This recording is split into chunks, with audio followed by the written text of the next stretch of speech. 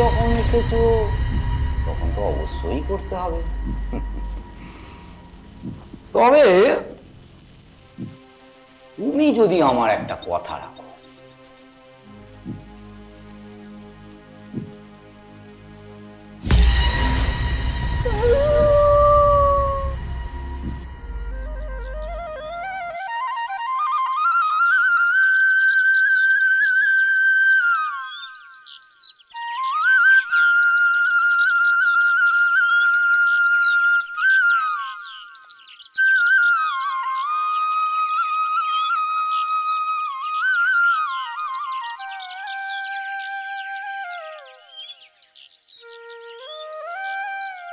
এই নিন দাদা আপনার চা।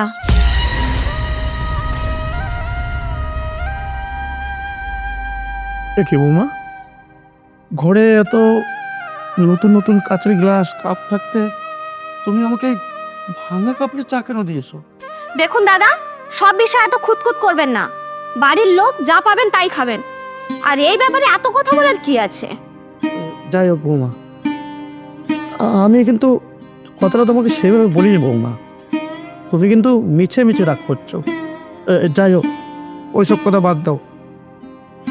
ওই বলছি যে বৌমা, পাশে ওই দেবাশিস ডাক্তারের কাছে গিয়েছিলাম, উনি কিছু ওষুধ লিখে দিয়েছে, সেই ওষুধগুলো আনতে হবে। আমাকে কিছু টাকা দাও তো। টাকা?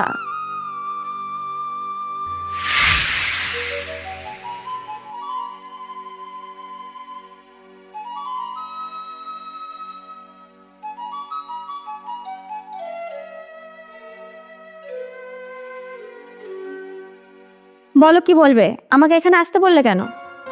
বলছি, তোমার বর কি এ মাসে টাকাটা পাঠিয়েছে?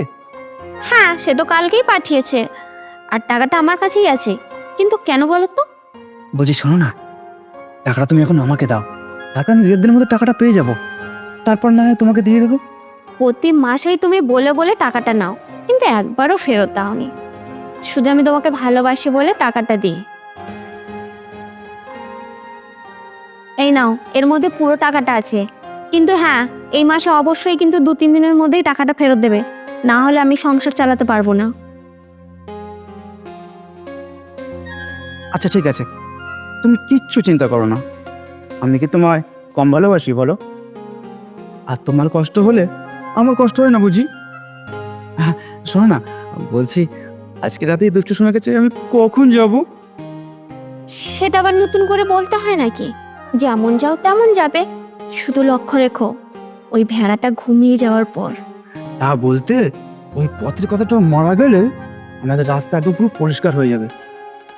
তার জন্যই তো এই ভয়ে ভয়ে লুকিয়ে লুকিয়ে তোমার কাছে যেতে হয়। তুমি কোনো চিন্তা করো না, আমি ওনার সঙ্গে যা ব্যবহার শুরু করেছি, উনি এমনিতেই চিন্তায় আর টেনশনে টপকে যাবে। আর তারপর আমার স্বামী থাকবে বিদেশে, আর আমার নাগর থাকবে আমার বুকে। কি হলো বৌমা, এই টাকাটা দাও। আপনার ভাই তো এই মাসে এখনো টাকাটা পাঠায়নি।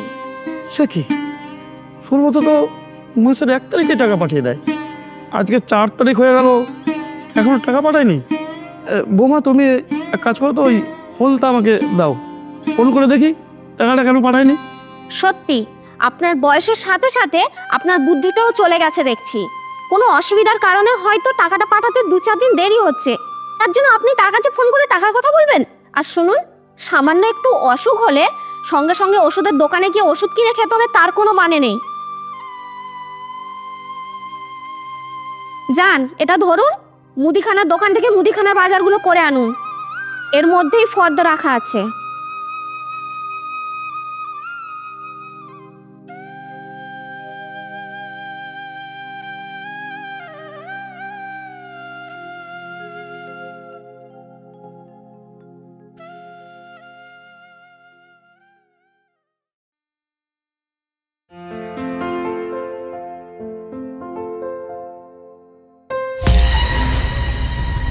রাকেশ, এই রাকেশ, সকাল হয়ে গেছে, তাড়াতাড়ি ওঠো।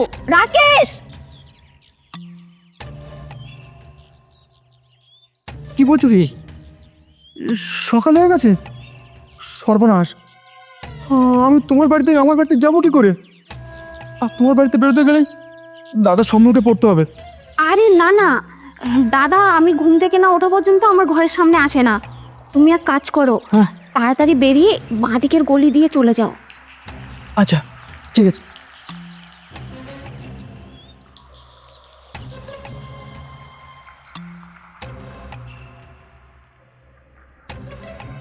এ কি রিমা, তুমি? হ্যাঁ আমি। তুমি কি ভেবেছো রোজ লুকিয়ে লুকিয়ে অন্যের বলে ঘরে ঢুকবে আর শিবের বাবাও টের পাবে না? কি যাতা বলছো তুমি? চলো ঘরে চলো। এ কি আমার বাড়িতে এত চেঁচামেচি কেন?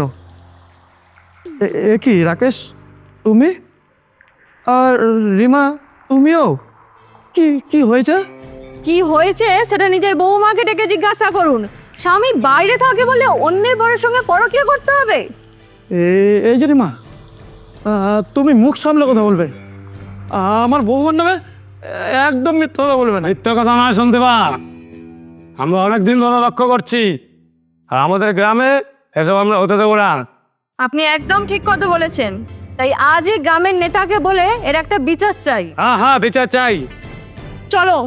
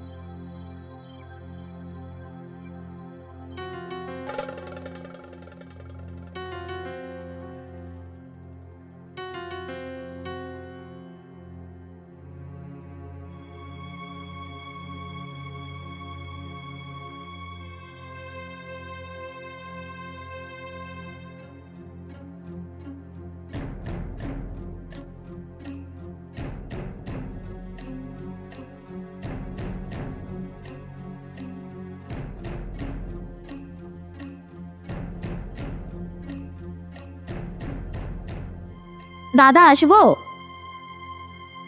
এসো এসো এসো।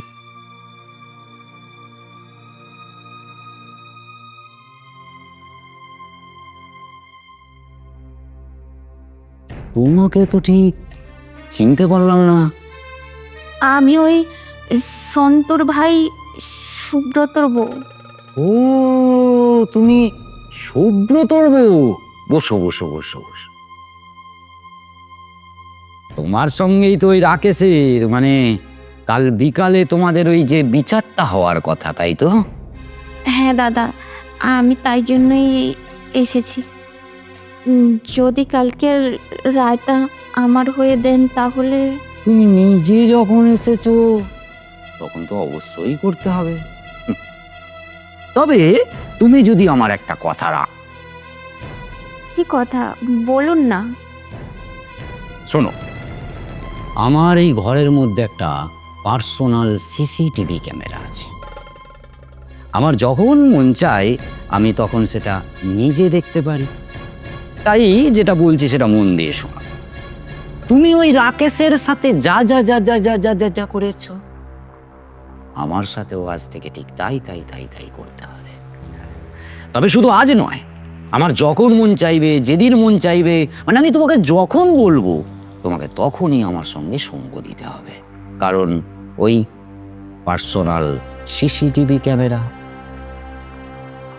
ঠিক আছে দাদা, আমি রাজি। কিন্তু দাদা কালকে রায়টা আমার হয়ে দেবেন তো? অবশ্যই।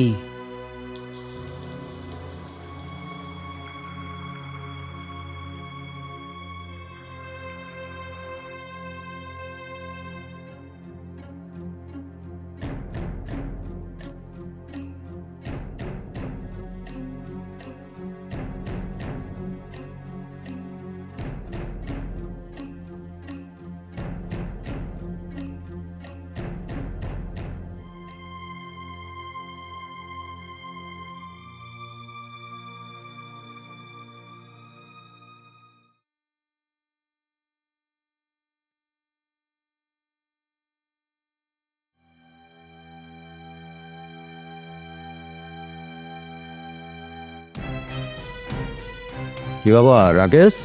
নমস্কার দাদা, আপনার সাথে একটা কথা ছিল। আমি জানি যে তুই কি বলবি। আজ বিকালের রায়টা যাতে তোর পড়ে যায় এ কথাই বলবি তো? হ্যাঁ, না হলে আমার মান সম্মান সব চলে যাবে। ঠিক আছে ঠিক আছে, তা কত এনেছিস?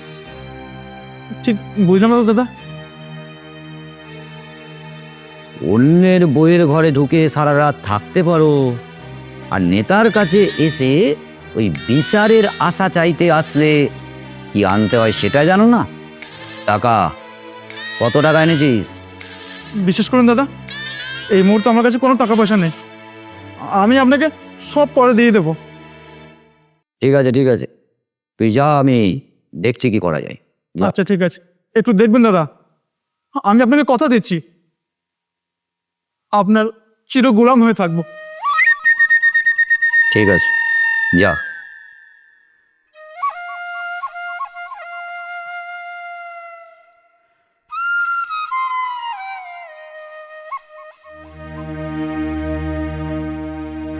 ওরে রাকেশ,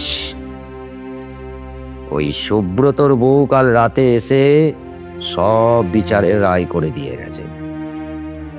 সালা বউটা তো বউ নয়, একেবারে মধু ভরা মৌচাক। তাহলে বিচার শুরু করা যাক। প্রথমে সন্তুবাবু। আচ্ছা সন্তুবাবু, আপনি বলুন তো যে ওই ওখানে আপনি কি দেখলেন? ওই বুঝলেন দাদা, আমি বাড়িতে ঢুকে দেখি একরকম চেঁচামেচি, এটাই ঘটনা। ঠিক আছে। আচ্ছা রাকেশ, এবার তুই বলতো যে সকালবেলায় তুই ওদের বাড়িতে কি করছিলি? আসলে দাদা, আমি ভোরবেলায় ক্ষেত দেখতে গেছিলাম, তারপর প্রচণ্ড জল পিপাসা পায়। তারপর ওনাদের বাড়ির টিউবওয়েলটা রয়েছে না, ওখানে আমি দাঁড়িয়ে কিছুক্ষণ জল খাই। জল খেয়ে ওখান থেকে যেতে লাগলাম, তারপর ওনারা আমাকে ভাবতে লাগলো। ঠিক আছে ঠিক আছে। হ্যাঁ, এবার তুমি, তোমার ওই নামটা যেন কি? আগে আমার নাম সুপর্ণা।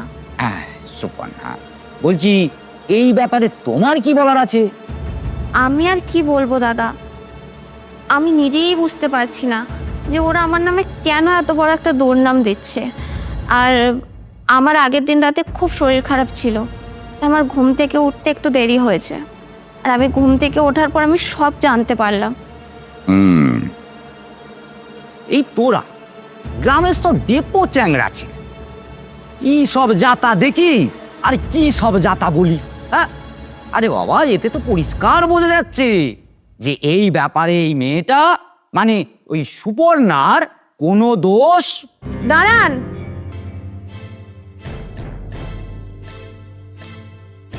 কি রায় দিচ্ছেন আপনি?